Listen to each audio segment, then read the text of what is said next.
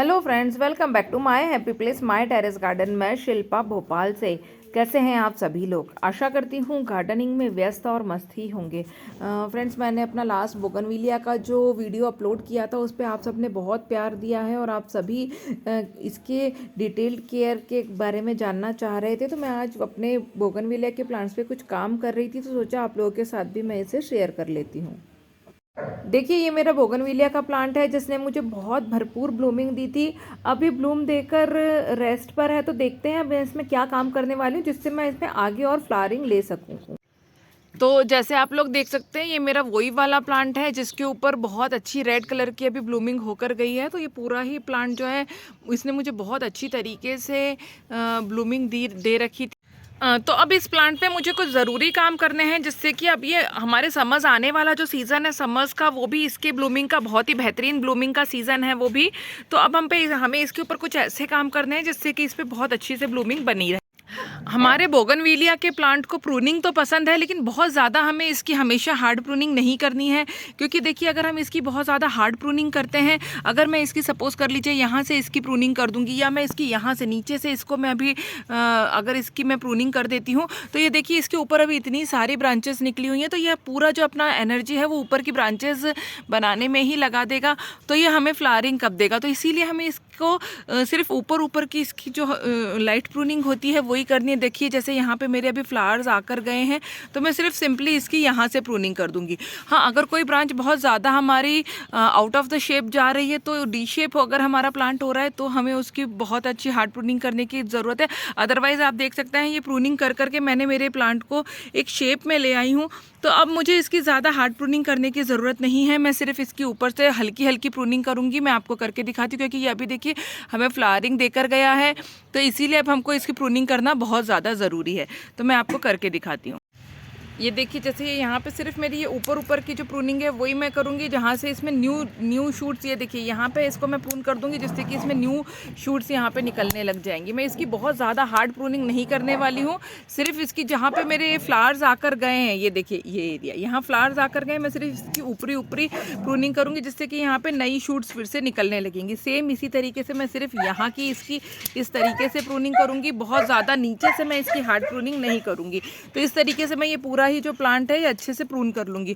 और मैं अगर आपको दिखाऊं तो देखिए, ये मैंने आप लोगों के साथ ही लास्ट टाइम ये प्लांट लगाया था, तो मैंने इसकी सारी जो लीव्स थी वो हटा दी थी। और देखिए, जो यहाँ से अगर आपको प्लांट को शेप में रखना है, तो एक जो मेन बेसिक पॉइंट है वो मैं आपको बता दूँ। जैसे कि देखिए, मेरा ये जो प्लांट है ये यहाँ से यहाँ तक मैंने इसमें कहीं पे भी कोई भी ब्रांच नहीं आने दी है।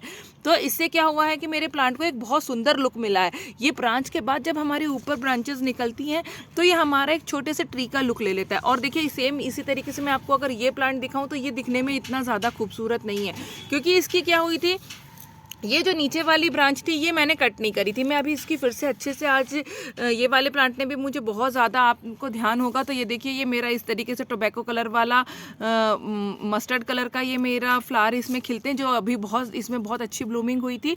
तो अब मैं इसको क्या करने वाली हूँ, मेरे सारे प्लांट्स को तो नहीं, लेकिन जिन जिन की रिक्वायरमेंट रहती है, हमको हमारे प्लांट की रिक्वायरमेंट के हिसाब से उस पर काम करना होता है। ज़रूरी नहीं है कि हमारे किसी भी प्लांट पर हमें एक जैसे सारे ही प्लांट्स पर हमें काम नहीं करना होता है। तो देखिए, अब मैं इसको क्या करूँगी, मैं इसकी बहुत अच्छी तरीके से निकाल के इसको फिर से इसकी रूट प्रूनिंग करूँगी। और फिर उसके बाद ये देखिए, ये वाली जो ब्रांच है, यहाँ से ये वाली जो ब्रांच है, मैं इसको यहाँ से बिल्कुल ही अलग कर दूँगी। और ये भी जो न्यू शूट्स निकल रही हैं यहाँ से, ये हाथों हाथ में हटाते जाऊंगी। और ये वाली मेन जो ब्रांच है इसको मैं हटा दूंगी यहाँ से। तो क्या होगा कि ये जो हमारा जो स्टेम है ये हमको एक अच्छा खाली, हमको यहाँ पे एक ट्रंक जैसा हमारे प्लांट के लिए मिल जाएगा। और फिर इसके ऊपर जो ब्रांचेस निकलेंगी और फिर वो जो ब्रांचेस मल्टीप्लाई होती रहेंगी, तो ये हमको एक छोटे से बॉन्साई ट्री का लुक देगा। तो सबसे पहली बात है कि हमको ये जो नीचे से ब्रांचेस निकलती हैं ये हाथों हाथ काटते जाना है, जिससे कि हमको ये इस तरीके का लुक हमारे प्लांट को मिल जाएगा। मैं आपको दिखाऊं तो देखिए, ये वाला जो प्लांट है ये भी मैंने अभी अभी लगाया है। तो इसमें भी मैं पहले मैंने सोचा था कि मैं ये वाली जो स्टेम, ये वाली जो ब्रांच निकल रही है ये रहने दूंगी, लेकिन अब मुझे ये लग रहा है कि अगर मुझे प्लांट को बहुत अच्छा लुक देना है तो मुझे ये ब्रांच भी काटनी ही होगी। तो मैं ये वाली ब्रांच इसकी हटा दूंगी। और फिर आप देखिए, ये ब्रांच हटने के बाद ये ऊपर से प्लांट का जो लुक है ये निकल कर कितना सुंदर आने वाला है। देखिए, कितनी सारी इसमें इस तरीके से ब्रांचेस निकल रही हैं, और जब ये और मल्टीप्लाई होंगी ऊपर, जैसे मैं इसको यहाँ से काट दूंगी, ये देखिए इसकी ये पूरी ये टिप निकल कर आ रही है, तो मैं इसको यहाँ से काट दूंगी, तो अब इसमें इसके आगे से ब्रांचेस निकलना स्टार्ट हो जाएंगी। इसी तरीके से ये देखिए ये वाली जो ब्रांच है ये लंबी लंबी होती हुई जा रही है और इसके टिप पे यहाँ पे जो स्प्राउट्स हैं वो निकलना शुरू हुए हैं, तो मैं इसको यहीं से काट दूंगी जिससे कि ये यहीं पर ही और ज़्यादा ब्रांचेस को मल्टीप्लाई करे। तो कहने का मतलब ये है कि हम ऊपर से तो प्लांट की अच्छे से ट्रिमिंग करते रहेंगे जिससे कि यहाँ पे और सारी ब्रांचेस जो हैं वो मल्टीप्लाई होती रहें, लेकिन नीचे का जो ये ट्रंक है ये हमको एज अ ट्री के ट्रंक जैसा हमको इसको अगर डेवलप करना है तो हमको यहाँ के नीचे की सारी ही अनवांटेड ब्रांचेस हमको हटानी होंगी। तो ये वाली ब्रांच आज मैं इस पे की हटा देने वाली हूँ। जैसे कि मैं आपको अपना एक और प्लांट अगर दिखाऊं तो आप ये देख सकते हैं, इसमें भी देखिए ये वाली यहाँ से एक ब्रांच निकल रही थी, ये मैंने यहाँ से काट दी है और ये देखिए ये मेरा जो इतना एरिया है इसमें जितनी भी ब्रांचेस निकलती जा रही थी तो मैं इनको हटाते जा रही हूँ जिससे कि ये वाला एक एरिया जो है ये मुझे क्लियर मिल जाएगा एकदम, जो कि एक हमारे ट्री का अच्छा जैसे जैसे ये मोटा होते जाएगा तो ये हमारे एक ट्री के ट्रंक जैसा बहुत अच्छी तरीके से डेवलप हो जाएगा। और आप देखिए इस प्लांट में एक ही तरफ ये ऐसी सारी ब्रांचेस आ रही हैं, तो मैं इसमें ट्राई करूंगी कि अगर यहाँ से ये वाली जो ब्रांचेस निकले अगर निकलती हैं तो मैं इस तरफ उनको बढ़ाने की कोशिश करूंगी। और देखिए इस तरीके से ये हमारा प्लांट कितना ही ज़्यादा सुंदर दिखने वाला है जब इसमें ब्रांचेस आती जाएंगी, तो ये एक छोटे से ट्री का हमारा बॉन्साई ट्री का लुक ले लेगा। तो कई लोगों ने मुझे कमेंट्स में जब मेरा लास्ट वीडियो देखा था बोगनविलिया के ऊपर, ये किसी हाइब्रिड वैरायटी के होते हैं या ये बोंसाई के लिए अलग से कोई प्लांट्स होते हैं, तो ऐसा बिल्कुल नहीं है। ये वही वाले प्लांट्स हैं जो हमारे रोड साइड पे लगते हैं और जो बहुत इजीली बिना केयर के इजीली हमारे ये वाले जो प्लांट्स हैं ये लग जाते हैं। तो किसकी आप छोटी सी एक इस तरीके की भी कटिंग अगर आप लेकर आते हो और कहीं से भी आपको मिल जाती है रोड साइड से तो ये ईजिली लग जाएंगे। और ये सेम वही प्लांट है, बस हमको इनकी कटिंग कर करके इनको शेप में रखना रहता है। अभी आप देखिए इस टाइम पे मेरे प्लांट पे कहीं पे भी आपको पत्ती नहीं नज़र आएगी, सिर्फ फूल ही फूल नज़र आएंगे। और अब इनका जो अपकमिंग सीज़न है समर्स का, ये इन्हीं का बोगनविलिया का सीज़न है, तो अगर अभी हम इसकी जो थोड़ा सा इसके ऊपर काम कर ले, क्योंकि इसको बहुत ज़्यादा केयर की ज़रूरत इस प्लांट को होती नहीं है, तो अगर हम इसके ऊपर अभी थोड़ा सा भी अगर हम काम कर लेते हैं तो ये हमको पूरे समर्स बहुत अच्छी फ्लावरिंग देने वाला है। तो जैसे अभी इस वाले प्लांट पे तो मेरी ये फ्लावरिंग चल रही है, तो मैं अभी इसको डिस्टर्ब नहीं करूँगी। सिर्फ ये जो देखिए एक्स्ट्रा ब्रांचेस यहाँ से ऐसे निकल रही हैं, मैं इनको यहाँ से प्रून कर दूँगी जिससे कि ये प्लांट मेरा डी शेप ना हो।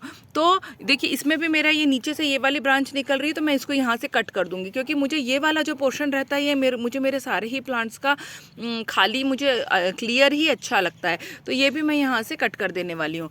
तो ये वही वाले प्लांट्स हैं, ये एक पॉइंट आपका क्लियर हो गया। इसके लिए कोई अलग से प्लांट हमको नहीं लेना है, उसी की हमें बहुत अच्छी तरीके से कटिंग करके हमको इसको पॉट में मैनेज करके रखना है।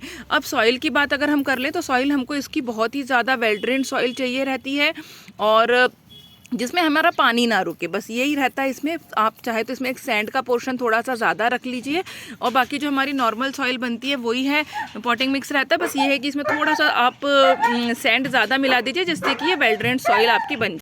और अगर मैं इसमें वाटरिंग की बात करूं, कई लोग बोलते हैं इसमें बिल्कुल पानी बहुत ही ज़्यादा कम दीजिए, तो बहुत ज़्यादा कम का मतलब ये होता है कि जब हमारे सॉइल हमारे पॉट की जो ये ऊपरी सरफेस है ये बहुत अच्छे से सॉइल सूख जाए। ये डिपेंड करता है कि आपके यहाँ पे वेदर कैसा है, उस वेदर के हिसाब से आप इसको पानी दीजिए 3 से 4 दिनों में। गर्मियों में तो 2-3 दिन में ही बहुत अच्छी तरीके से ये, क्योंकि हमारा प्लांट जो है वो पॉट में लगा हुआ है, इसलिए इसमें जो सॉइल है वो भी जल्दी जल्दी सूख जाती है। तो जब जैसे देखिए अभी मेरे ये प्लांट की एकदम अच्छी तरीके से ये सॉइल सूख चुकी है, अब मैं इसमें पानी डालूंगी। इसमें भी मुझे अभी ठंडियों के दिन चल रहे हैं, जनवरी आज 1 फ़रवरी है, तो इसमें अभी हमको पानी मैं डालती हूँ, मेरे को कम से कम 8 दिन तो हो ही गए मैंने इस पॉट में पानी नहीं डाला है। और मैंने इसमें पानी कम डाला है, इसी का ये नतीजा है कि मेरे प्लांट पे कहीं पे भी लीव्स नहीं दिख रही हैं और सिर्फ फ्लावर ही फ्लावर है। अगर हम पानी इसमें ज़्यादा डालेंगे तो ये हमारा प्लांट जो है वो ग्रीन लीव्स ज़्यादा प्रोड्यूस करेगा। ये हमारा फ्लावरिंग पे ज़्यादा ना ध्यान देते हुए ये हमारे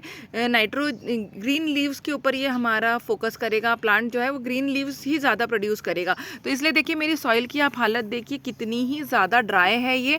तो मेरे प्लांट पे भी आप देख लीजिए बिल्कुल भी इसमें पत्तियों का कहीं भी वो नहीं दिख रहा है, सिर्फ फ्लावर्स ही फ्लावर्स है। तो आप इस पर पानी तभी दीजिए 7-8 दिन में एक बार, जब इसकी जो सॉइल है वो बहुत अच्छी तरीके से ड्राई हो जाए। और 7-8 दिन गर्मियों में नहीं, अगर गर्मियाँ आपके यहाँ पे बहुत ज़्यादा हार्श हैं तो आप 3 से 4 दिन में भी इसको वाटरिंग कर सकते हैं। जब आपकी सॉइल पूरी तरीके से ड्राई हो जाए तब इसको एक बार बहुत अच्छी तरीके से आप इसको वाटरिंग कर दें, फिर 4-5 दिन के लिए इसको वाटरिंग करने की ज़रूरत नहीं है। ये वाला जो मेरा प्लांट है ये पिछले महीने भर से, महीना अभी नहीं 1.5 महीना मेरे ख्याल से हो गया है, 1.5 महीने से ऊपर अब इस प्लांट को होने को आ गया है। ये इसी तरीके से फ्लावरिंग कर रहा है। हालांकि अब इसकी जो लीव्स जो पेटल्स हैं वो बहुत डल डल सी होने लगी हैं, तो अब मैं इनका ज़्यादा वेट नहीं करूँगी क्योंकि मुझे इस पर फिर से आगे भी ब्लूमिंग लेनी है। तो अब मैं इस पर वेट नहीं करूँगी कि मैं इसको रहने देती हूँ, अभी तो ये पूरी तरीके से इसकी पेटल्स झड़ी नहीं है, तो मैं वो नहीं करूँगी। मैं अब इनकी देखिए यहाँ से ये जैसे ये हमको बंच में इसने यहाँ पे फ्लावरिंग दी, तो अब मैं इसकी यहाँ से प्रूनिंग कर दूंगी, जिससे कि ये मुझे फिर से 15 दिन बाद, ये 10-15 दिन का रेस्ट लेगा, 15-1 दिन का, और फिर 15 दिन बाद ये फिर से हमको फ्लावरिंग करके देगा। और फिर जब इस पर फ्लावरिंग आई तो फिर से ये फ्लावरिंग जो है वो 2 महीने तक हमारे प्लांट पे टिकी रहेगी। ऑलमोस्ट 1.5 महीना तो मेरे इस प्लांट को हो ही गया है फ्लावरिंग देते हुए। अब मैं अगर आपको इसकी फर्टिलाइज़र की बात करूं तो फर्टिलाइज़र में देखिए सबसे मेन चीज़ फिर से वही आती है कि अगर हम इस प्लांट को नाइट्रोजन बेस, अगर हम इसको कंपोस्ट देते हैं हमारे प्लांट में, अगर नाइट्रोजन बेस्ड कंपोस्ट ज़्यादा होती है तो ये सिर्फ ग्रीन लीव्स प्रोड्यूस करेगा। इसीलिए जो बोगनविलिया का प्लांट रहता है इसे हमें नाइट्रोजन बेस्ड फर्टिलाइज़र नहीं देना है। वैसे देखा जाए तो बोगनविलिया को बहुत ज़्यादा फर्टिलाइजेशन की ज़रूरत होती नहीं है। जो प्लांट्स हमारे ग्राउंड में लगे रहते हैं उन्हें तो किसी भी चीज़ की ज़रूरत नहीं होती है। चूँकि हम लोग पॉट में कंटेनर गार्डनिंग हम लोग कर रहे हैं तो हमें इसको टाइम टू टाइम फर्टिलाइज़ करना ज़रूरी होता है, इसीलिए। लेकिन इसमें हमको नाइट्रोजन बेस्ड कंपोस्ट जो है वो नहीं डालनी। नाइट्रोजन बेस्ड कंपोस्ट मतलब कौन सी हुई, हमारी काउडंग कंपोस्ट हो गई, हमारी लीफ कंपोस्ट हो गई, ये सारी हमारी नाइट्रोजन, काउडंग में तो सबसे ज़्यादा नाइट्रोजन होता है, तो नाइट्रोजन बेस्ड कंपोस्ट हमको इसमें कम डालनी है। डालेंगे हम, लेकिन इसमें हम कम डालेंगे। हम इसमें ज़्यादा यूज़ करेंगे फॉस्फोरस का और पोटेशियम का, क्योंकि हमको इसमें फ्लावरिंग लेनी है ज़्यादा से ज़्यादा। तो हम इसमें पोटेशियम बेस्ड फर्टिलाइज़र और फॉस्फोरस इस प्लांट को बहुत ज़्यादा पसंद है, तो हम वो रिच फर्टिलाइज़र इसमें हम डालेंगे। तो देखिए अभी हम इसमें क्या अप्लाई करते हैं। तो देखिए मैंने इसमें अभी 1 मुट्ठी ली है मेरी लीफ कंपोस्ट। ये एक प्लांट के हिसाब से मैं आपको बता रही हूँ, 1 मुट्ठी मैंने ली है लीफ कंपोस्ट। अगर आप काउडंग कंपोस्ट लेते हैं तो 1 मुट्ठी से थोड़ा कम भी लेंगे तो चलेगा, पर एक मुट्ठी चल जाएगा। तो vermi compost, cow dung compost, leaf compost, kitchen waste compost, कोई सी भी कंपोस्ट हो आप उसको 1 मुट्ठी ले लीजिए। मैं ज़्यादातर, ये देखिए मेरी पत्तियों की खाद आप देख सकते हैं कितनी ही ज़्यादा अच्छी बनकर तैयार हुई है। आप लोग भी कोशिश करें कि ज़्यादा से ज़्यादा लीफ कंपोस्ट बनाएं, ये हमारे गार्डन वेस्ट से ही निकल जाता है। और ये हमारा अभी जो शेडिंग का सीज़न है, पतझड़ वाला जो सीज़न है, इसमें बहुत सारी हमारी पत्तियाँ यहाँ वहाँ हमको मिल ही जाती हैं। तो इनको आप इकट्ठा करके, इसका मेरा एक अलग से वीडियो है, आप चाहे तो उसको देख सकते हैं मेरे चैनल पे। तो ये इस तरीके से देखिए आप कितनी ही प्यारी पत्तियों की खाद बनकर ये तैयार हुई है।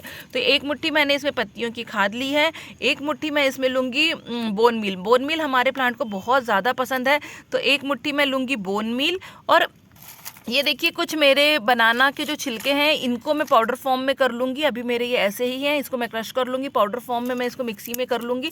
देखिए कितने अच्छे से ये सूखे हैं, इनकी आवाज़ से ही समझ में आ रहा है कि कितने अच्छे तरीके से ये ड्राई हो गए। तो आप भी इस तरीके से ड्राई कर लीजिए। कच्चे केले के, आप जो केले के गीले छिलके हैं वो कभी ना डालें, इनको हमें ड्राई करके ही डालना है, वरना फंगस हो जाते हैं हमारे प्लांट में। तो इस तरीके से मैं इन तीनों को बहुत अच्छी तरीके से मिला लूँगी और फिर अपने सारे ही प्लांट्स में इसकी अच्छे से गुड़ाई करके इसमें मैं अप्लाई कर दूँगी और बहुत अच्छी तरीके से मैं इसे वाटरिंग कर दूँगी। बस सिंपल चीज़ है, हमारे बोगनविलिया के प्लांट के लिए हमें बहुत ज़्यादा परेशान होने की ज़रूरत नहीं है। सिंपल सा ये हमको स्टेप्स लेने हैं जिससे कि हमारा प्लांट साल भर, तकरीबन ये साल भर ही हमको ब्लूमिंग देता रहता है रुक रुक के।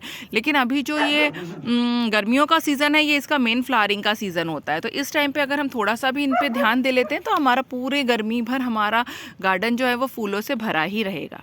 मेरे पास भी तकरीबन जो बोगनविलिया हैं उसके कम से कम 15 से 18 प्लांट्स हैं और सभी मुझे इस तरीके से भर भर के फ्लावरिंग देते हैं। आगे वाले वीडियोस में जब भी अभी एक बार ये सारे ही प्लांट्स मेरे फ्लावरिंग देके जा चुके हैं, ये जैसे कि आप देख सकते हैं।